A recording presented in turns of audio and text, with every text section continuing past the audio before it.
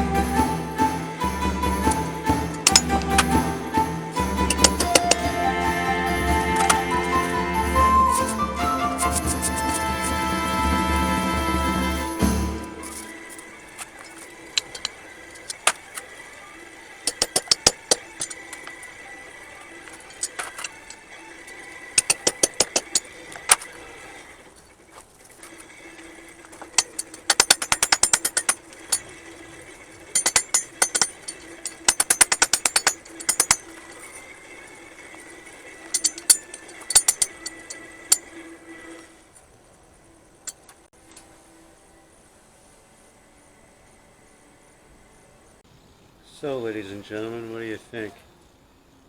I think I still got to do some forging on this blade because I can kind of see it's a little crooked. Either that or I could grind this off, but something tells me no. Something tells me a little tippity tap and straighten that out. And that I can get a slight, tiny bit more length. And then we'll go to the grinding.